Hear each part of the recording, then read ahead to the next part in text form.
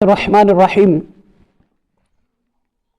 اما عائشہ صدیقہ رضی اللہ تعالیٰ عنہ روایت کرتی ہیں کہ سرکار دو عالم صلی اللہ علیہ وآلہ وسلم ایک رات کو میرے پاس تشریف فرما تھے، یعنی نبی اکرم صلی اللہ علیہ وآلہ وسلم کے رات گزارنے کی باری میرے پاس تھی۔ تو میں نے دیکھا کہ آپ رات کو اٹھے اور بہت آہستہ آہستہ باہر تشریف لے گئے۔ آپ فرماتی ہیں کہ میں بھی اٹھی اور آپ کے پیچھے پیچھے چلی، اس خیال سے کہ میں دیکھوں کہ نبی اکرم صلی اللہ علیہ وآلہ وسلم کسی اور زوجہ کے پاس تو نہیں جاتے۔ یہ اٹھی اور آپ کے پیچھے پیچھے چلتی ہوئی جب آئی تو دیکھا کہ آپ جنت البقیع میں تشریف لے گئے اور قبرستان پہنچ کر مومنین اور مومنات اور شہداء کے لیے دعائے مغفرت فرمانے لگے۔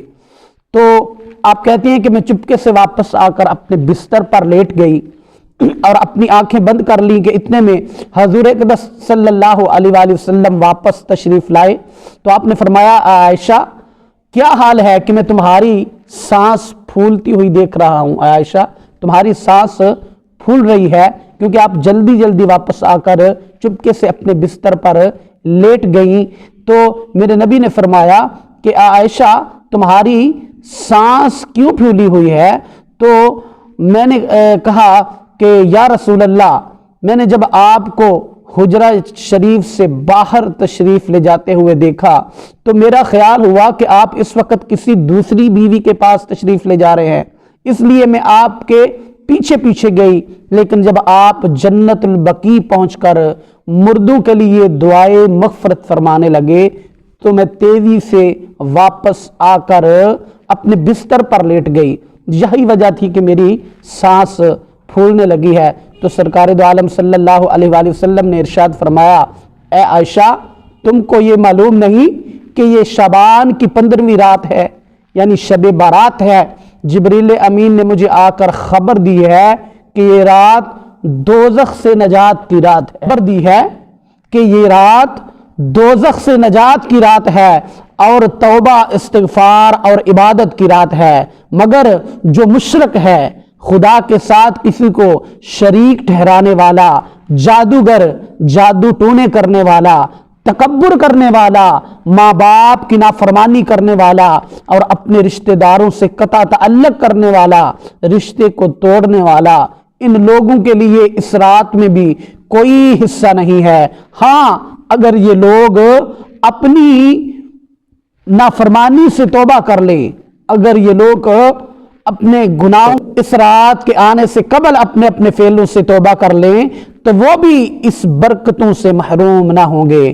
اما عائشہ صدیقہ رضی اللہ تعالی عنہ فرماتی ہیں کہ اس کے بعد رحمت دو عالم صلی اللہ علیہ وآلہ وسلم نے مجھ سے فرمایا کہ مجھے اس رات میں عبادت کرنے کی اجازت دو، کیونکہ وہ رات آپ کے پاس رہنے کی باری تھی۔ تو آپ کہنے لگی کہ کیوں نہیں یا رسول اللہ، کھڑے ہوئے اور جب آپ سجدے میں گئے تو سجدہ بہت دراز فرمایا۔ اس وقت میرا خیال ہوا کہ شاید آپ کی روح پاک نکل گئی ہے، تو میں نے اپنا داہنا ہاتھ جو ہے آپ کے قدم مبارک پر رکھ کر اندازہ کیا تو مجھے حرکت معلوم ہوئی اور میں بھی خود خوش ہوئی۔ یعنی دو عالم صلی اللہ علیہ وآلہ وسلم اتنے انہماک سے، اتنا ڈوب کر اللہ کی عبادت کر رہے تھے کہ سیدہ عائشہ صدیقہ، اما عائشہ صدیقہ رضی اللہ تعالی عنہ کہتی ہیں کہ مجھے ایسا گمان ہوا کہ جیسے آپ کی روح پرواز کر چکی ہے، لیکن جب میں نے آپ کے قدم مبارک پر اپنا ہاتھ مس کر کے دیکھا تو مجھے حرکت محسوس ہوئی، پھر مجھے اطمینان ہوا۔ تو یہ بڑی نازک رات ہے۔ اس رات میں سرکار دو عالم صلی اللہ علیہ وآلہ وسلم سے ایک صحابی پوچھتے ہیں کہ یا رسول اللہ، میں دیکھتا ہوں کہ آپ کثرت کے ساتھ اس ماہ شعبان المعظم میں روزہ سے رہتے ہیں، کیا وجہ ہے؟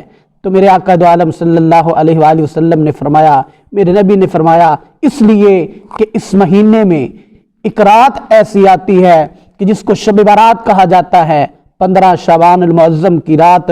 اس رات میں اتنے نازک فیصلے ہوتے ہیں کہ اللہ تبارک و تعالی ان مرنے والوں کے نام جنہوں نے شب برات تک، اگلی 15 شعبان تک جن لوگوں نے اس دنیا سے چلے جانا ہوتا ہے، ان کے نام فرشتوں کو لکھ کر دے دیتا ہے۔ اللہ اپنی شان کے مطابق فیصلے فرماتا ہے۔ تو ہو سکتا ہے کہ آئندہ شب برات آنے والی، آئندہ شعبان کی جو 15ویں ہو، وہ رات آنے تک ہم میں سے اکثر لوگ اس دنیا میں نہ ہوں، ہم میں اکثر لوگ اس دنیا سے چلے گئے ہوں۔ اکثر لوگ آج آپ دیکھیں کہ پچھلی جو شب برات تھی اس سے لے کر آج تک جو 15 شعبان کی رات آج ہے، تو اس درمیان کتنے لوگ جو تھے وہ دنیا سے چلے گئے۔ آئے دن ہم ہر روز جنازوں کے اعلان سنتے ہیں، فلاں جگہ کوئی دنیا سے چلا گیا، فلاں کا باپ وفات پا گیا، فلاں کی ماں وفات پا گئی۔ تو اس لیے ہمیں اس رات میں اللہ کی نافرمانی کر کے اللہ اور اس کے رسول کو ناراض نہیں کرنا ہے۔ ہمیں آتش بازی کر کے اپنے بچوں کو بھی اس سے باز رکھنا ہے، اور خود بھی ایسی خرافات سے پرہیز کرنی ہے کہ جس سے اللہ بھی ناراض ہو اور اس کا رسول بھی ناراض ہو۔ مسلمانوں، اس رات میں بڑے نازک فیصلے ہوتے ہیں۔ ہو سکتا ہے کہ ہمارا نام بھی ان لوگوں کی فہرست میں لکھ دیا گیا ہو کہ جنہوں نے آئندہ شب برات آنے تک اس دنیا سے چلے جانا ہے۔ ہو سکتا ہے کہ ہمارا نام بھی ان لوگوں کی فہرست میں شامل ہو گیا ہو کہ جنہوں نے آئندہ ماہ شعبان آنے سے پہلے ہی اس دنیا سے چلے جانا ہو۔ غنیت الطالبین میں ہے، سیدنا شیخ عبد القادر جیلانی رحمۃ اللہ تعالی علیہ لکھتے ہیں کہ بہت سارے لوگ ایسے ہیں کہ جن کے کفن تیار ہو کے بازار میں آ چکے ہوتے ہیں، لیکن وہ لوگ بازاروں میں بے فکری کے ساتھ گھوم رہے ہیں۔ بہت سارے لوگ ایسے ہیں کہ جن لوگوں کو قبر میں اتارنے والوں کے نام تک لکھے جا چکے ہوتے ہیں، کن لوگوں نے قبر میں اتارنا ہے، کس نے غسل دینا ہے، کفن بن کے تیار ہو کے بازار میں آ چکا ہوتا ہے، لیکن بندہ اس دنیا میں مگن ہے، بندہ دنیا بنانے کے چکر میں دن اور رات ایک کیے ہوئے ہے۔ تو اس نازک رات میں ہمیں، اور ہر رات میں ہمیں چاہیے کہ ہم زیادہ سے زیادہ اللہ کی عبادت کریں، اپنے اللہ کو راضی کر لیں۔ یہ دنیا کا مال یہیں پہ رہ جانا ہے۔ اس جوانی سے، خصوصاً جوانی کے بارے میں پوچھا جائے گا کہ میں نے تمہیں جوانی دی، اللہ تبارک و تعالی ہم سے سوال کرے گا، ہم سے پوچھے گا کہ میں نے تمہیں عمر دی، انہیں تم کن کاموں میں خرچ کر کے آئے؟ تمہیں جوانی دی، اپنی جوانی کو کن کاموں میں خرچ کیا؟ تمہیں مال دیا، کہاں پر خرچ کیا؟ کہاں سے کمایا اور کہاں خرچ کیا؟ اور اپنے علم پر کہاں تک عمل کیا؟ اس لیے موت سے کوئی بندہ فرار اختیار نہیں کر سکا۔ جب سے دنیا بنی ہے تب سے لے کے آج تک دیکھیں کہ کوئی بندہ ہے جو بچ گیا؟